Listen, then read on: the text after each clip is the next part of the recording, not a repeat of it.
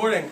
Good morning. Just wanted to share a few thoughts with you here in reference to how the market has been moving. And I don't need to tell you the challenges that we're having in our marketplace with low inventory, but oftentimes it's useful to take a step back and look at from a numbers perspective where the market is now and where it's been. So I just took the liberty of looking at a few cities here in our local marketplace. For example, in Bellflower, in 2008, the city of Bellflower had 834 listings that were taken in 2008 in Bellflower. In 2012, that's dropped from 834. There were 525 listings in Bellflower in 2012. This has also resulted in fewer transactions that have taken place through these 2 years.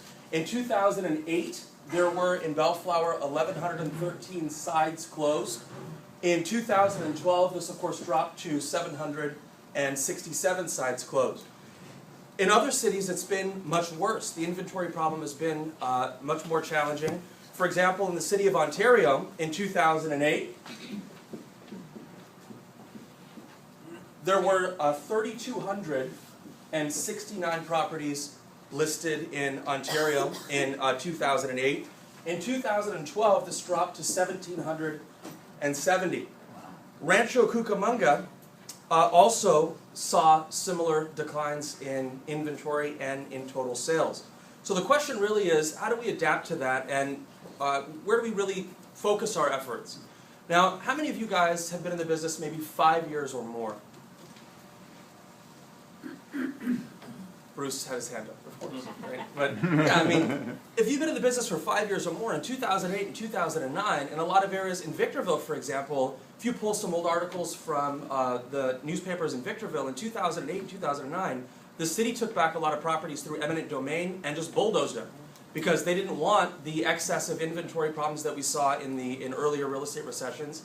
And they thought that if you had a lot of inventory, you know, you have drug problems and crime and all sorts of negative elements that go along with that in certain areas. So the city just took back a lot of those properties through eminent domain, bulldozed them to stop the inventory problem. Now, even if you talk to Robert or Sam in our Victorville office now, they'll tell you there are people from LA that go up the hill and with a checkbook and buy 3 or 4 properties at a time for $120,000 and $130,000 each. Even those properties are having multiple offers. So the question really is, and Bruce has taught this for many years, is the listing is always king, right? Having a listing, it means you have control of the entire transaction, particularly in a low inventory market. And that's just one side, I think, of the equation as to what makes a real estate market either a buyer's market or a seller's market.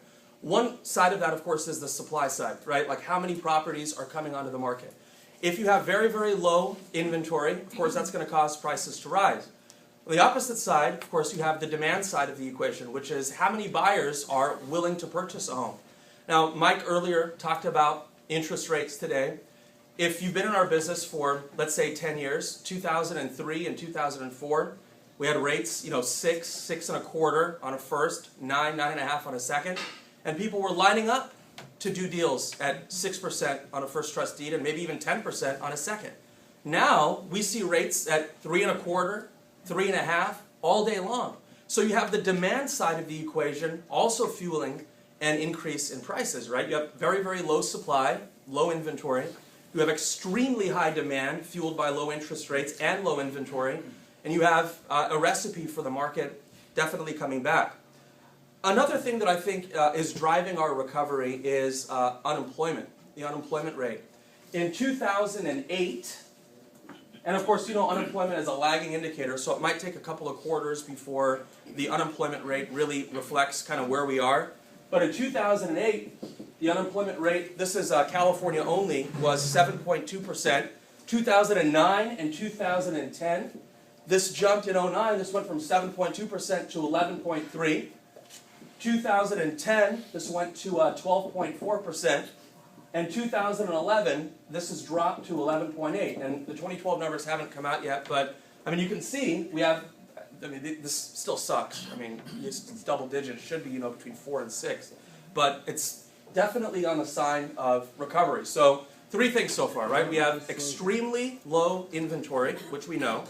We have very, very low interest rates fueling demand, and we have a recovering economy. And Chuck talked about an article that he had seen in the paper, but the big story really was October of 2012 for foreclosures. In October of 2012, U.S. foreclosures hit a 5-year low in October of 2012. And I just kind of want to put this in perspective. You remember a few years ago, the government was offering tax credits and tax incentives to get people to buy, right? First-time home buyer tax credits. So you had the government needing to prop our industry up. Now, my cousin actually, he had some 1031 money and 1.5 million bucks, wanted to buy a property in Corona Del Mar. I wrote an offer for him, $1.5 million, all cash, 3-day escrow, no contingencies. His offer didn't get accepted. Oh, man. $1.5 million, all cash, 3-day escrow, no contingencies, with proof that the money was sitting with an accommodator on a 1031. The offer still didn't get accepted. So the question now is, one more thing I quickly want to share with you. 1.5 million. Full price, all cash, 3-day escrow, no contingencies. With by the way, a $700,000 deposit. Wow. Right? You're going to put half the money in because it's a 3-day escrow anyway. He didn't care. Still didn't get the offer accepted. So a lot of people talk about the market being stratified, where the marketplace behaves differently in different price ranges. And that's true, right? The low end of the market for a long time has seen a lot of growth. It's been robust, even in the outlying areas of Ontario, Rancho Cucamonga, Riverside. Because if you do the math, you can buy a home, for example, FHA, even with the mortgage insurance, you can buy a home and pay less than you would pay in rent. So it always made sense at the low end. But what we're seeing now is that this blue hot market that's just ridiculously competitive is also creeping up to the high end of the market, right? $1 million, $2 million. You still see multiple offers. So a higher price beat that out. Yeah, a higher price. You would think. Well, I would only assume that it would be a higher price. Or the listing agent probably just had their own buyer in their pocket and sold the seller on that offer. And what we're seeing is also two other things, Ro. I'm trying to move fast because I don't want to bore you. B, I only have a limited amount of time, but in October of 2012, we talked about the U.S. foreclosures hitting a 5-year low. But there's always this talk, this rumble of this sort of shadow inventory, right? That the banks are holding back, or there's just more supply than we know about. But I think just from what I'm hearing and what I'm reading is that that's more the case in mortgage states, where, as you know, the mortgage document requires a judicial foreclosure, which means that the lender actually has to bring a cause of action against the borrower and sue them in court. In California, we don't have that. But we have non-judicial foreclosure or trustee sales, which is just extremely, that can be front to back from the notice of default to the trustee sale inside of like 4 or 5 months. So I don't think that shadow inventory affects California as much as it affects some of the other states that are judicial foreclosure states. So the question now is, what is causing this lack of inventory? What's causing a lack of inventory? A few things, I think. Number one, I think loan modifications are becoming more common. Right? Loan modifications are becoming more common. There's a lot of programs out there that'll help borrowers that are in a tough situation in order to, like HARP and all these things that, we're not in the loan modification business, but you might have heard clients of yours that have maybe been considering a short sale, but they're on the path to a loan mod, and miraculously, the loan mod gets approved, and we lose out on that listing. But I think that's one cause of a lack of inventory. Loan modifications are becoming more common.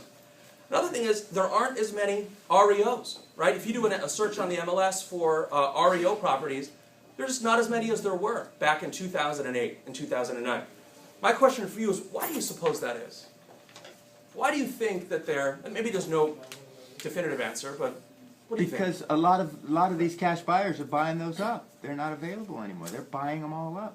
Right, they're buying them up at what stage, though? Wholesale. Immediately. Wholesale. Or the short sales are getting approved, right? The short sales are getting approved. Like, let's say in 2008 and 2009, if you had a short sale, there was always this tension in the back of your mind that the bank was going to take it back, right? We got to get the short sale done before the bank I lost one to foreclosure. But now, that's not even so much a concern. If you're in a short sale, the odds of the bank commencing a foreclosure action on that property during the short sale are almost negligible, right? So you don't have that risk. The banks don't want to take the properties back. And how many of you have had a short sale with Chase or Bank of America where the short seller actually got money back? How much money did they get back in your case? 7,000. 7,000. Did they also get 3,000 from Hoffa? It was like 3 something and 3 something. It was So, together 7,000. Total of 7,000. I got $30,000 and $3,000 from Hoffa. So think about that. The bank with Chase or Bank of America? Chase. Chase. So Chase had sent out a bunch of letters to homeowners. Bank of America soon followed, offering sellers that had missed a few payments in a short sale situation relocation packages of up to $30,000 to do a short sale on top of $3,000 from Hoffa. Who would not take that? Who would not take that deal? You can short sell your home, leave it with dignity on your own terms. You haven't made a payment in a year. Get $30,000 for relo plus another $3,000 for Hoffa. The banks aren't taking the properties back like they were in 2008 and 2009. So short sale listings they're giving incentives to the homeowner in order to do a short sale, which also reduces the amount of REOs in a given area. Litigation. Exactly. Now, what you want to be careful of, and every MLS is different, but what a lot of people are doing, a lot of listing agents now, are they're taking listings, getting the seller to sign a 2-week exclusive, faxing it into the board so you stay MLS compliant, and a lot of these properties, candidly, aren't even hitting the MLS. And I don't know if you have that strategy with your listings or if your office does, but that's also contributing to a lack of inventory, right? You take a listing, get the seller to sign an exclusive for 2 weeks, fax it into the board so you're not in violation of the MLS, and they just end up double-ending either the listing agent or the office itself. So I think that's also contributing to a lack of inventory. And that, by the way, that might be something you want to consider just to make sure you get both sides of the transaction, especially with the inventory being so low. So the question now, with my last 10 minutes with you, is how to get more listings, right? How to get more listings, because if listings are the name of the game, the question now becomes, how do you get more listings? Because I know most of us that are in residential resale real estate, if you get a friend or family member or a coworker who says that they want to buy a home, I know a portion of you cringes a little bit because of the market conditions currently. Because you're scared, you're forced, especially if you have a personal relationship with them, you're forced to go out with them at least a couple times a month, showing them homes, writing offers, and what happens to most of your offers, frankly? They don't get accepted. They don't get accepted, right? They don't get accepted. So the question is, if we want to continue to move forward and have the long-term thinking Bruce talked about, the question is, how do we make sure we last? And of course, in this market more than ever, it's having a lot of, bless you, it's having a lot of listings. So I want to just spend 2 seconds on some strategies, kind of old school, but I think that they're even more relevant today. A couple things I think that we should not do. I think that we should avoid print, and I'm probably not telling you anything you already don't know. I think as agents we should avoid print advertising. Watch this. How many of you get a periodical physically delivered to your home on a regular basis, a newspaper or magazine? About 40% of the room. If I would have asked that question 15 years ago, every single person's hand would have gone up.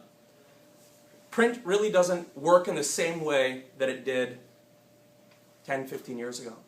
Even traditional advertising, a lot of people are like, I have a lot of money, they say. I'm a real estate agent, I'm going to get a billboard. Billboards don't work. People aren't even watching the road now. When you drive, you're on your phone.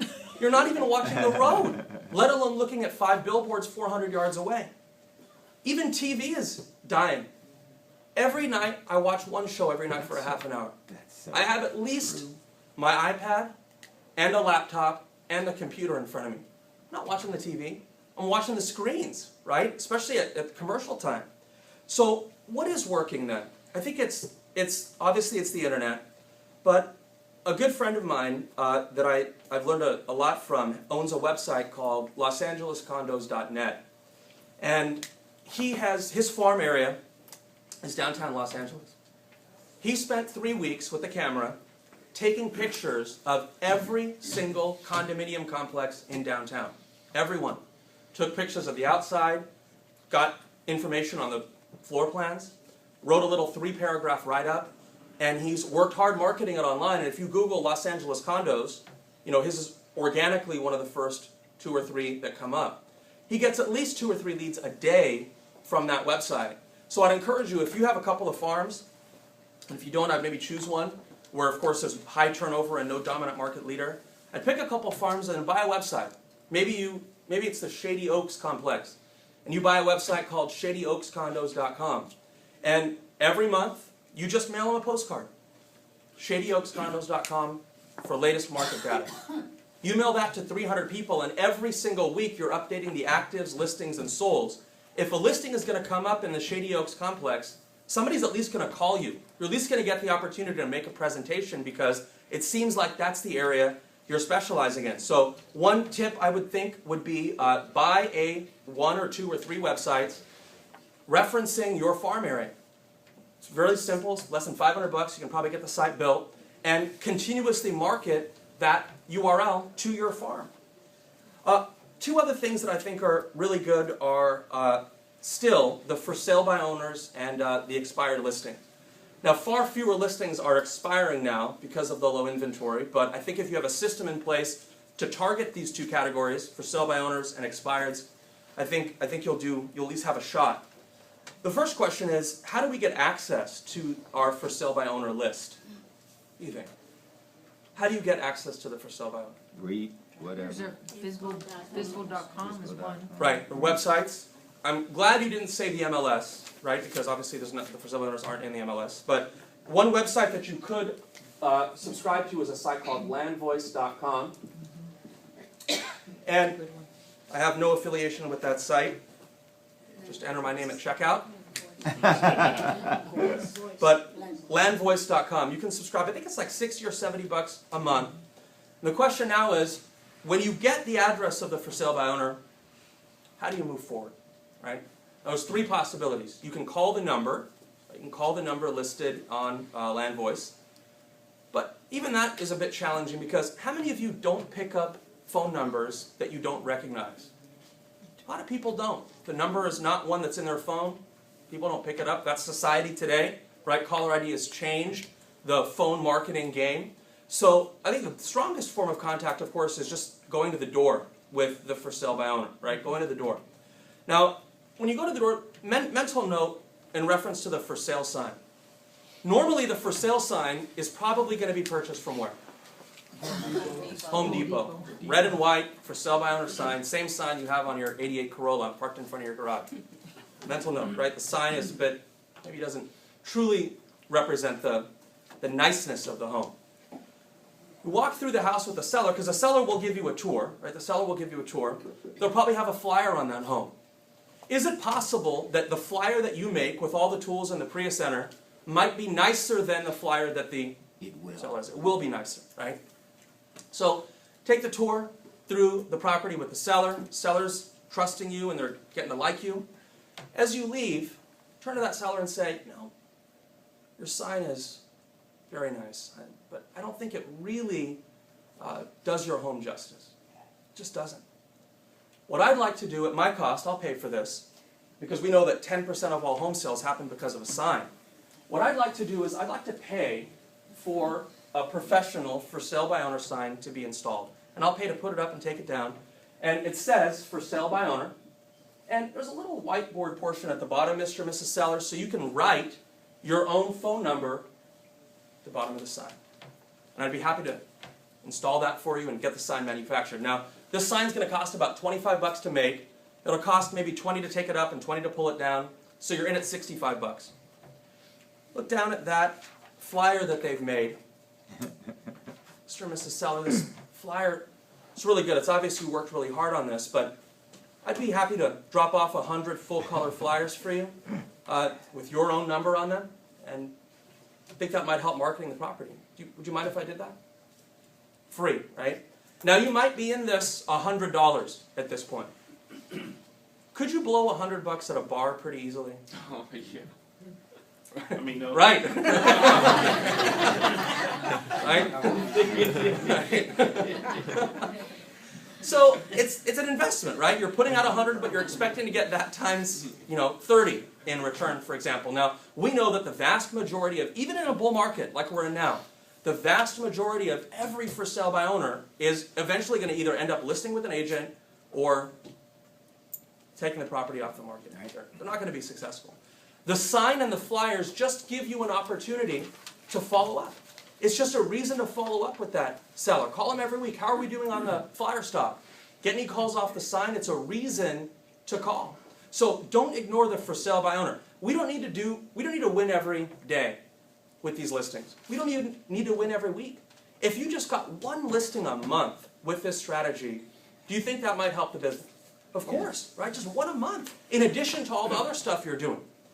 Another portion of the business that I think is important is the expired listing, as I wrap up today. The expired listing. Now, how many of you guys are attacking expired listings? You'll see that it's a bit weaker. The inventory or the batch of expireds isn't as plentiful just because we do have low inventory levels now. But you can go to, I hate to make you spend so much money, but if you go to this website called theredx.com, which you're probably familiar with, you can purchase territories of expired listings and market to the expireds. Now, we know that 9 times out of 10, what's the real reason the home didn't sell? It's overpriced. That's reality.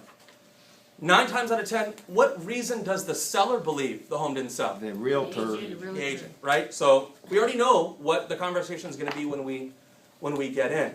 So you're probably going to get some objections from the expired. I mean, for example, an expired listing might say to you, if you're so good, why didn't you sell my house when it was on the market?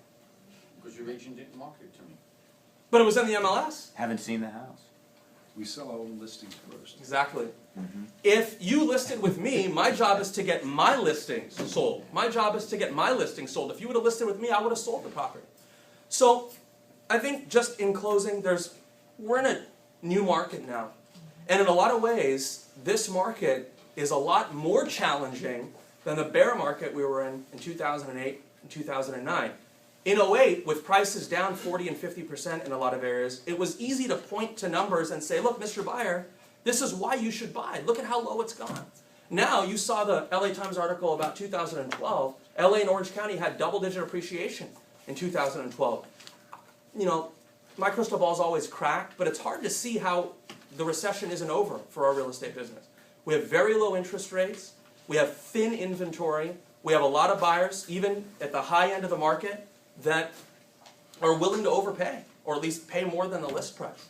So I would say continually focus on the listings. Those are going to continue to be king. If you keep working with buyers, it's a bit easy. It's a bit easy to get burnt out. One last thing before we leave, real quick. You ever had LASIK, right? The surgery, or know somebody that had that? How long was that surgeon over your head? 15 minutes. Exactly. It's $5,000, right? That's how we have to think of our business. The surgeon basically plays a video game with a laser over your face, right, for 10 minutes and bills you $5,000. That's how we have to think about our business. I mean, if you're going to work, for example, if you're going to work 1,952 hours, which is the average American work year, and you want to make $100K, right, this is going to come to about $50 an hour. The game, right, is to get this number up and get this bottom number down. Right? You want to make $200,000 and work 800 hours. You don't want to make $50,000 and work 2,500 hours. That's madness. So I think having listings, as you know, having listings is going to help you make more money in less time. Thank you. Yeah, Kartik. Yeah, very good.